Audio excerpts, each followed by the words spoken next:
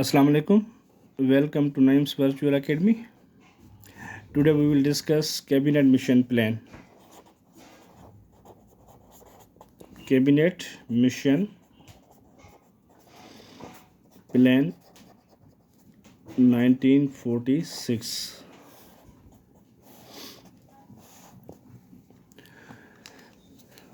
British Prime Minister Attlee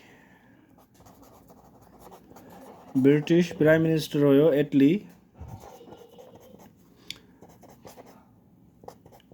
एटली उन हिकिड़ो जेको आहे सो डेलीगेशन ठाहियो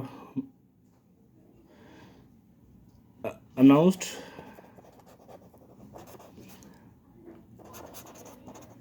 a delegation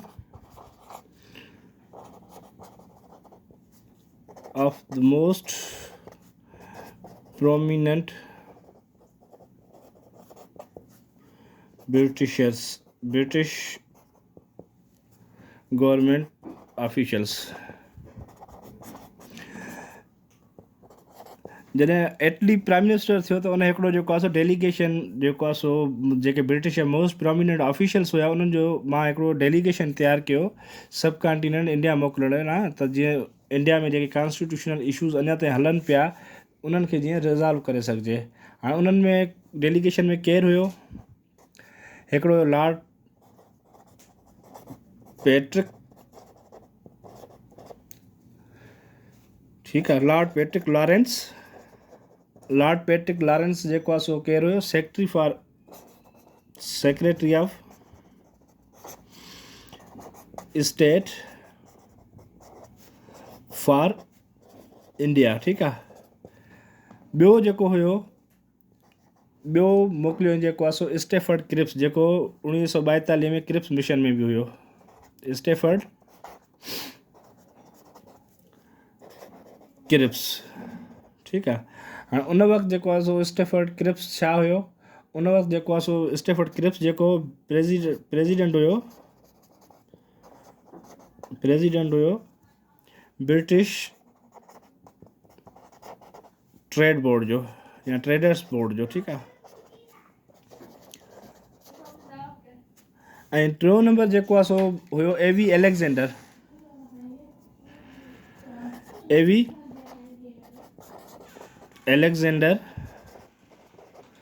ठीकु आहे, जेको आहे सो टिनि ॼणनि जो डेलीगेशन ठाहियईं।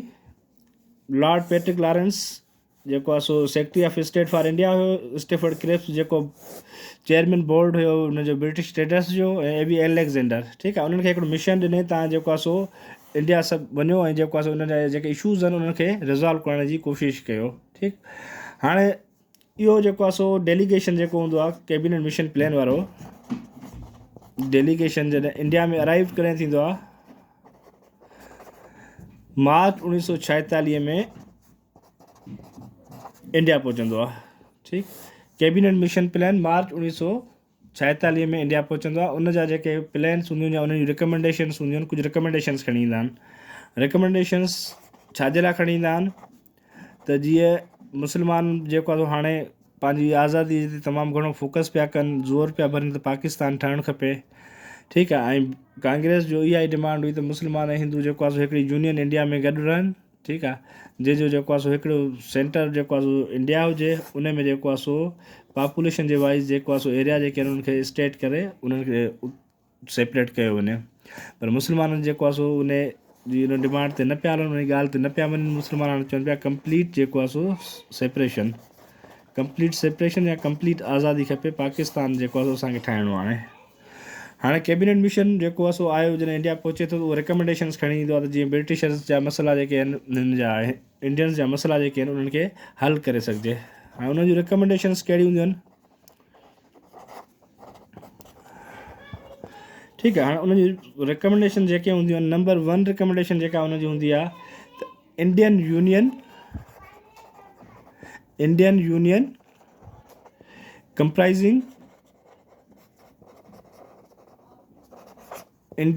comprising British India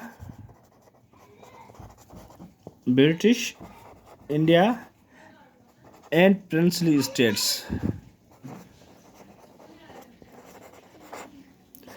ऐं सभ खां पहिरीं जेका उन डिमांड उनमें रिकमेंडेशन हूंदी आहे त इंडियन यूनियन हुजणु खपे, जंहिंमें ब्रिटिश जा ऑफिशियल बि हुजनि ऐं जेको आहे सो प्रिंसली स्टेट्स जा माण्हू बि हुजनि, ठीकु आहे।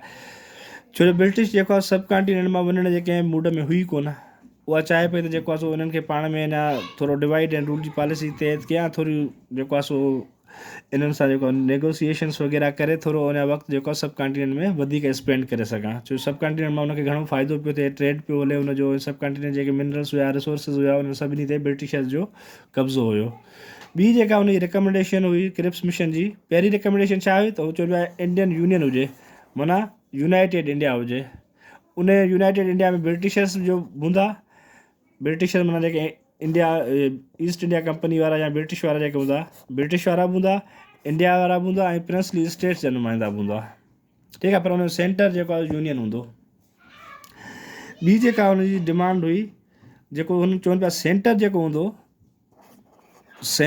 हूंदो या सेंट्रल लेजिस्लेटिव असेंबली जेका हूंदी,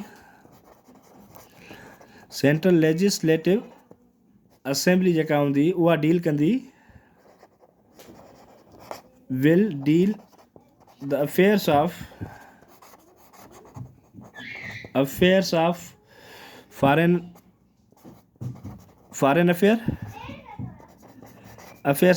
affair, defence, communication and taxation. कम वारियूं सभु शयूं ब्रिटिश पाण वटि रखणु पई चाहे सेंटर में। छो सेंटर में जंहिंजी बि हुकूमत हुजी रिप्रेजेंटेटिव त उनमें प्रोविंसिस जा हूंदा, पर जेको हुकूमत रन कंदो या गवर्नर जनरल हूंदो या वाइसराय जेको हूंदो उहो त ब्रिटिशर्स जो हूंदो। त चए पिए जेको सेंटर हूंदो उहो जेको आहे सो फॉरेन अफेयर खे बि उहो डील कंदो, डिफेंस खे बि उहो डील कंदो, कम्युनिकेशन जेके हूंदियूं टेलीग्राम वग़ैरह थिया, टेलीग्राफ थी या रोड रस्ता, इहे सभु जेके शयूं हूंदियूं, इंफ्रास्ट्रक्चर वारो कमु जेको हूंदो उहो सॼो बि जेको आहे सो सेंटर वटि हूंदो ऐं टैक्सेशन बि सेंटर वटि हूंदी। माना जेका तव्हां टैक्स रेवेन्यू जनरेट थींदो उन सॼे ते साॻी ब्रिटिश वारी जेको आहे सो उनजी हेजमोनी हूंदी। टियों नंबर जेका हुनजी पॉइंट हुई, ठीकु आहे।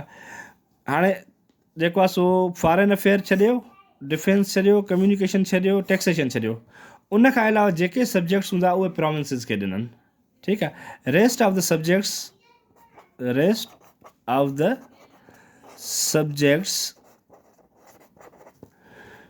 विल be under the control of provinces. हाणे जेको आहे सो फॉरेन अफेयर खे छॾियो, डिफेंस खे छॾियो, कम्युनिकेशन खे छॾियो ऐं टैक्सेशन खे छॾियो, उन खां अलावा ॿिया जेके मसाइल हूंदा उहो जेको आहे सो प्रोविंसिस जी पंहिंजी मर्ज़ी आहे त उन्हनि खे कीअं था डील कनि, उहो प्रोविंसिस जे जेको आहे सो हक़ में उन्हनि ॾिनो, भाउ उन्हनि खे डील प्रोविंसिस पाण कंदा, सूबा पाण उनखे ॾिसंदा त उनखे छा था कनि, कहिड़े नमूने अमेंडमेंट्स था कनि या कहिड़े नमूने उन्हनि खे हलाइनि था, उहा प्रोविंसिस जी मर्ज़ी हूंदी, ठीकु आहे। ॿी जेका रिकमेंडेशन उन्हनि ॾिनी, चौथो नंबर पॉइंट जेका उन्हनि ॾिनी, there will be a legislature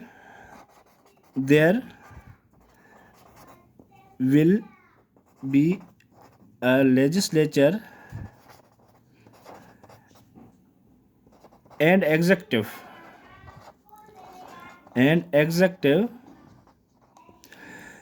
हाणे उन में ॿुधायो त हिकिड़ो लेजिस्लेचर हूंदो ऐं एग्ज़ेक्टिव हूंदी। जीअं असां वटि सेंटर में जेको आहे हिकिड़ी सेनेट आहे ऐं हिकिड़ी क़ौमी असेंबली आहे, अहिड़े नमूने सां हिकिड़ो लेजिस्लेचर जो त हूंदो ऐं ॿियो एग्ज़ेक्टिव हूंदो, जेको comprises the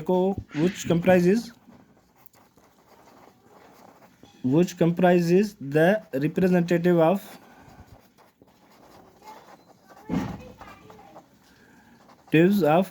provinces and states, ठीकु आहे। हुननि ॿियो इहो चयो त जेको आहे सो जेको सेंटर लेजिस्लेचर ॿ हूंदा, हुन में जेको हिकिड़ो सेंटर लेजिस्लेटर एग्ज़ेक्टिव हूंदो, ॿियो लेजिस्लेटर हूंदो, उहो कंप्राइज़ कंदो जेको आहे सो उन में जेको आहे सो रिप्रेजेंटेटिव्स हूंदा, सूबनि जा बि रिप्रेजेंटेटिव हूंदा ऐं स्टेट्स जा बि रिप्रेजेंटेटिव हूंदा, ठीकु आहे। जीअं असां वटि नेशनल असेंबलीअ में सेनेट में हूंदा आहिनि, सूबनि जा जेको आहे सो नॉमिनेटेड माण्हू हूंदा आहिनि ऐं जेको आहे सो प्लस में जेको आहे सो इलेक्टेड माण्हू मेंबर्स बि हूंदा आहिनि।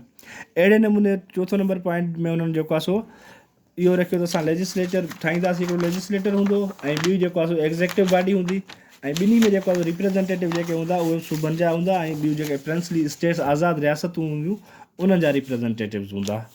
ठीकु आहे। टियों नंबर जेका हिन 5 नंबर जेका हिन जी पॉइंट हुई,